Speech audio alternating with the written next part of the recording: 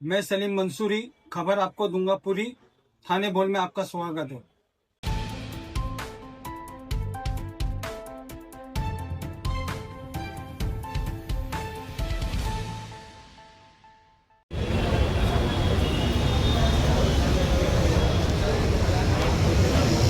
गए ना अभी और कितने लेंगे? 250 से 24 पे आ गए।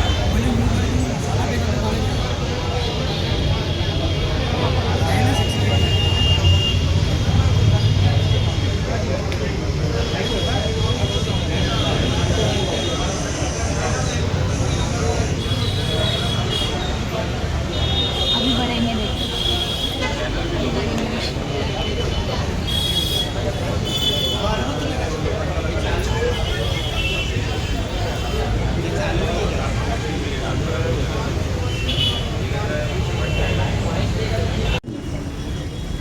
देखो, दादा के बारे में जितनी बात है तकरीबन हो चुकी है।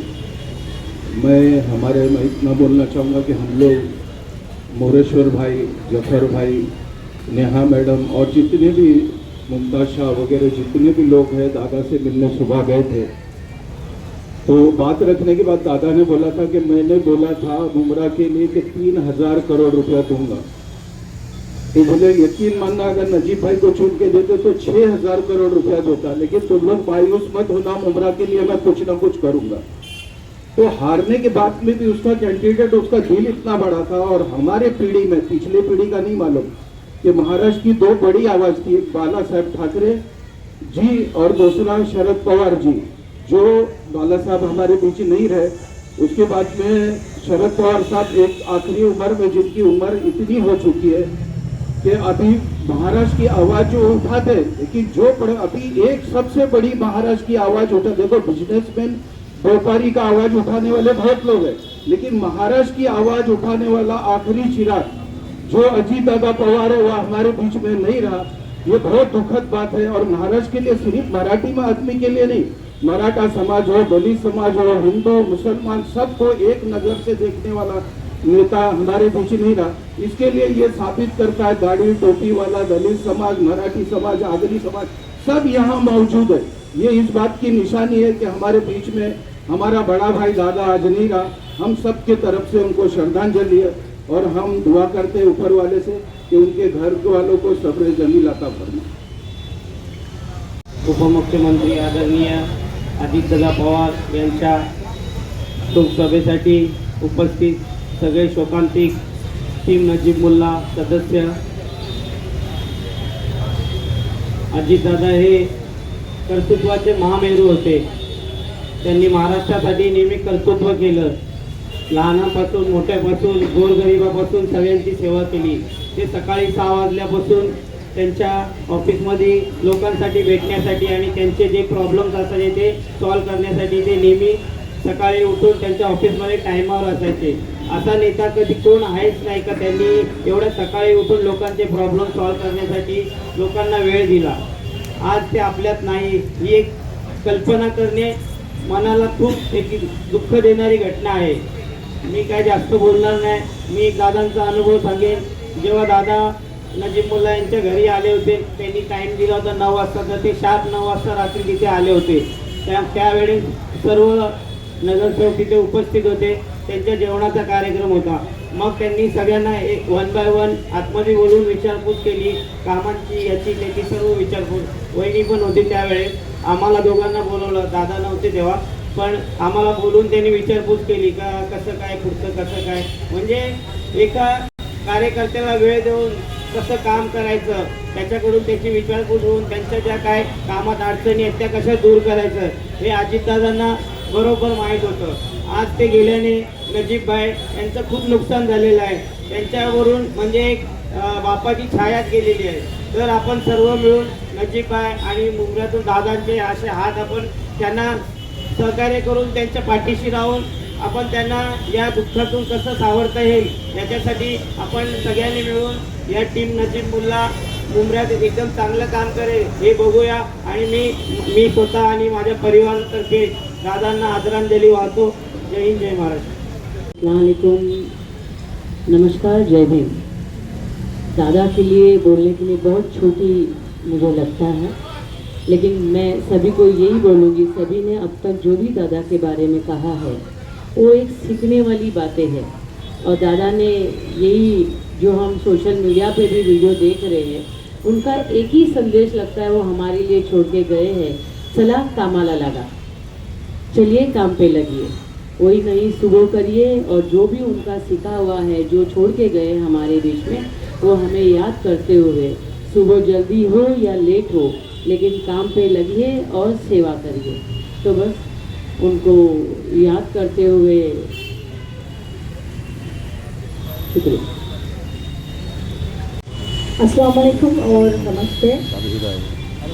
अजीत दादा पवार साहब जो आज हमारे बीच नहीं रहे, हमारे पार्टी के सुप्रीमो, एक अहम शख्सियत जिसकी कमी हमेशा रहेगी पार्टी में और कोई पूरी नहीं कर सकता।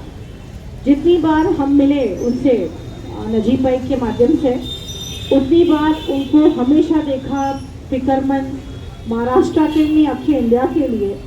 उनकी हमेशा सोच रही किस तरह महाराष्ट्र को डेवलपमेंट की तरफ ले जाया जाए। एक बेहतरीन सोच के साथ वो हमेशा 24/7 कोशिश करते थे लोगों के लिए काम करने की। और सबसे बड़ा लॉस मैं समझती हूँ ये हमारी कम्युनिटी के लिए, खासकर माइनॉरिटीज़ के लिए, क्योंकि एक बेबाक लीडर जो हमेशा हमारी कौम के लिए आवाज़ उठाते आए हैं।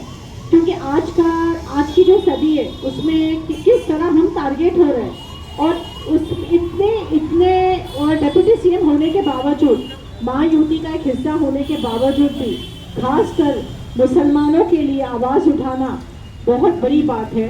कि हम उनको बहुत मिस करेंगे हमेशा, क्योंकि वो और हमारे शहर मुमरा को जितना उन्होंने बजट दिया, जितना उन्होंने मुमरा को बेहतर बनाने के लिए नजीब भाई का साथ दिया, हम सब का साथ दिया, मुझे नहीं लगता उसके बाद मुमरा शहर में इतना कभी बजट कोई ला पाएगा, इतना सोच कोई मुमरा के लिए एक डीसीएम रख पाएगा।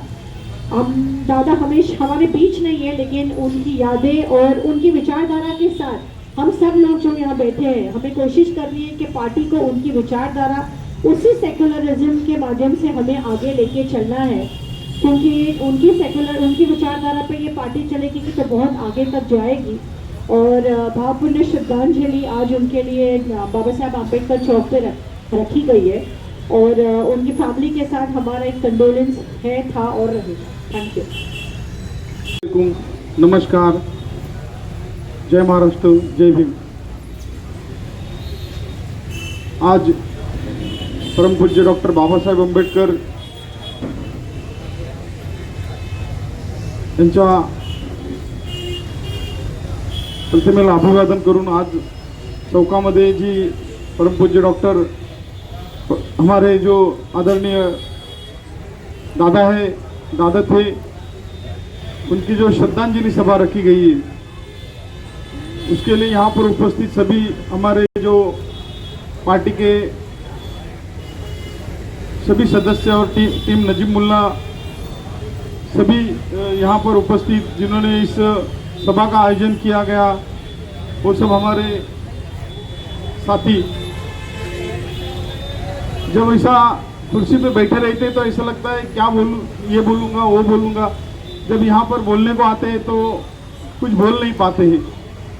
आज हमारे महाराष्ट्र के उप मुख्यमंत्री आदरणीय स्वर्गीय अजीत दादा पवार आज हमारे में नहीं है, ये बात किसी को भी हजम नहीं हो रही। क्योंकि क्या है कि अजीत दादा जो थे वो अपने कामों से लोगों में प्रसिद्ध थे। आप इस बात को मैं बहुत बात करूंगा। उनको फोन किया था कि तो उन्होंने तुरंत बोला वो केनी आया है, उनको बुला लो।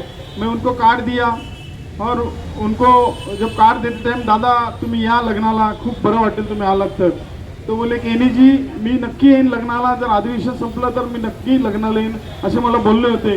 पण त्यानंतरही त्यांनी जेव्हा इथे आपल्या नजीब भाई की जो यहाँ पर सभा रखी गई थी, उस वक्त भी मैंने उनको बात किया था, दादा तुम्ही लग्न आले नाही, तर त्यांनी सांगितलं की हो नाही येऊ शकलो। मुझे उनका बोलने का ऐसा था कि मुझे माफ़ करना, लेकिन मैंने कहा दादा कुछ बात नहीं, हरकत नहीं है, कुछ भी प्रॉब्लम नहीं है, नहीं आए तो, लेकिन ध्यान रखना नजीब भाई का ऐसा। आपको एक बात बताना चाहता हूँ कि जब दिघे साहब 2001 में जब उनका देहांत हुआ था, तो वो जब यहाँ पर मुमरा में उनके लिए भी ऐसी बड़ी शोक सभा रखी गई थी। बहुत दिग्गज लोग आए थे शोक सभा में, एसीबी, डीसीबी और सब आमदार खासदार, ऐसे बहुत सारे लोग यहाँ पर मुमरा में शंकर मंदिर प्रांगण में वो शोक सभा रखी गई थी। तो उस वक्त हम लोग नगर सेवक थे ही, हम लोग सब नीचे बैठे थे और एक ऐसा छोटा सा स्टेज बनाया था, उसमें स्टेज पे